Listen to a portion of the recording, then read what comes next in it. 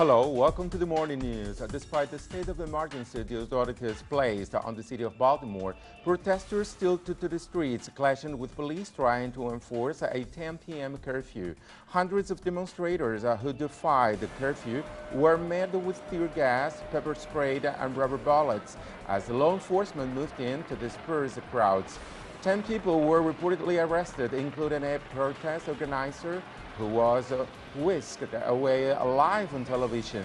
Baltimore Mayor Stephanie Rawlings Blake instated the curfew after protesters for the funeral of 25-year-old Freddie Gray, who died from injuries while in police custody, escalated into what many are calling an uprising in the city. In the city of Ferguson, 2 people are reported to have been injured by gunfire at protest near the site where an unarmed black teen, Michael Brown, was killed by a white police officer. Dozens of people stopped traffic near the place where Officer Darren Wilson fatally shot Brown in August in a demonstration amid triggered by events in Baltimore. It was unclear if the shootings were linked to the protests, however.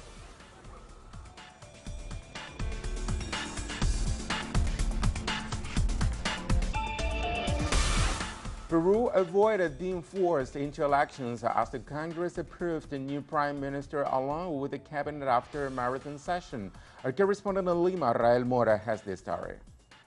In last night's congressional approval of the new prime minister and cabinet, there were 76 votes in favor, 36 abstentions, and a leftist minority voted against the government.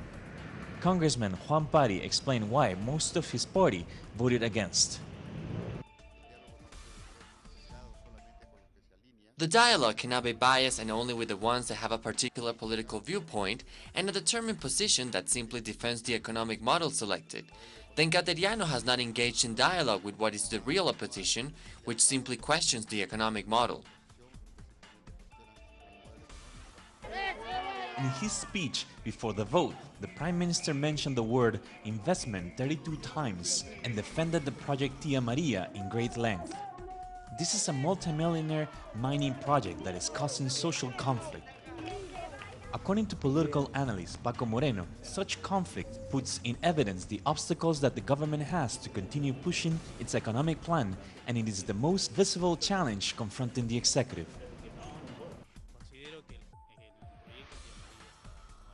I consider the project Tia Maria dead.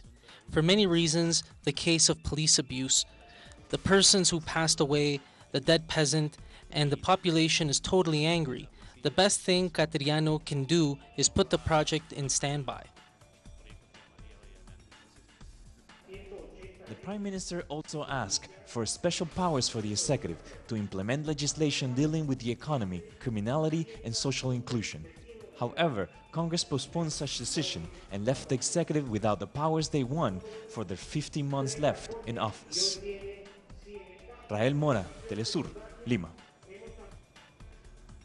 In the neighboring Chile, President Michelle Bachelet announced plans to change the constitution, a hold over from Augusto Pinochet's dictatorship. Speaking on state radio and television, Bachelet promised a citizen-driven process, but stopped short of confirming that a constituent assembly would be called. The current constitution was adopted by the Pinochet regime in 1981. President Bachelet also promised measures to weed out corruption, including changes in financing political campaigns. With the 36th round of Colombia's peace talks in Havana, the issue of removing lethal explosive will be at the center of the negotiations. Our correspondent Natalia Margarita has more.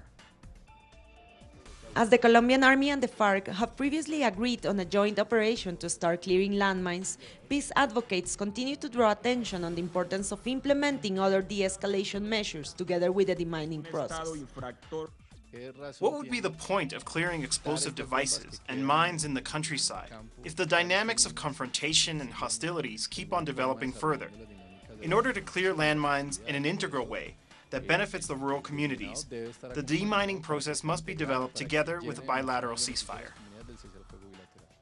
A priority of the 36th round of peace talks is to accelerate the demining process, in which residents of the rural areas are expected to have a main role. We, the peasant organizations, are going to be important players in this process, as we have been victims of many of those mines planted in our territories. We know where many of the mines are located. Therefore, our contributions are crucial, but we demand guarantees from the government in terms of more de-escalation measures that are required. Meanwhile, how to compensate the victims is still widely discussed, and the FARC peace delegation has called on the government to recognize the responsibility that the state also has for the victims of the conflict. The responsibility of the state has to be acknowledged in order to achieve peace. This statement comes in the wake of a recent request the FARC made to the government to declassify conflict archives in order to clarify the truth as a fundamental part of the victims' rights and compensation. The archives declassification is something that particularly the victims of state crimes movement has been demanding for years, in order to expose the state responsibility in the conflict, something that has been systematically denied in Colombia.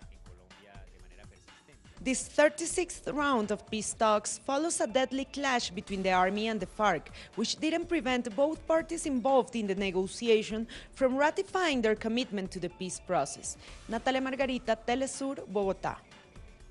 Brazil's government said relations with Indonesia will be reviewed after the South Asian country executed a Brazilian national, along with 8 others found guilty of drug trafficking. Rodrigo Guilarte was executed by firing squad Tuesday, despite pleas by current President Dilma Rousseff for stay. Guilarte has been diagnosed with schizophrenia, and Brasilia asked for the sentence to be commuted so he could be treated. Earlier this year, Indonesia executed another Brazilian who was also found guilty on drug charges.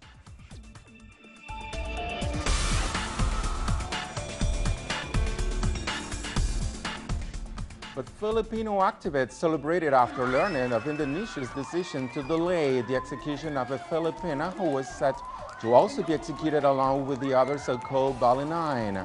Cheers broke out outside the Indonesian embassy in Manila as officials confirmed that the Marijin VELOSO's execution was delayed. VELOSO, a migrant worker who was arrested in 2010 with 2.6 kilograms of heroin hidden in her suitcase, has maintained that she has duped. On Tuesday, the job recruiter who sent VELOSO to Indonesia turned herself into the police in the Philippines, prompting a request from Manila for a delay. The nation of Vietnam prepares to commemorate the 40th anniversary of the country's reunification in the victory of revolutionary forces over occupation troops. On April 30th, 1975, Viet Cong tanks entered Independence Palace in what is now Ho Chi Minh City. The event spelled the end of a war of liberation that began in 1840 against the Japanese, followed by the French before the United States attempted to subdue communist forces. On Thursday, official events will be held in the capital of Hanoi, including a military parade featuring replica of the 319 tanks. At least 3 million Vietnamese died in the conflict, along with some 58,000 U.S. soldiers. Meanwhile, U.S. President Barack Obama said in visiting the Japanese Prime Minister Shinzo Abe agreed to expedite negotiations for the controversial Trans-Pacific Partnership. While Obama maintains the 12-member Pacific Trade Agreement is good for American businesses, some say it will be detrimental to U.S. workers. The TPP parties represent a combined GDP of $27.5 trillion and 1/3 of world trade.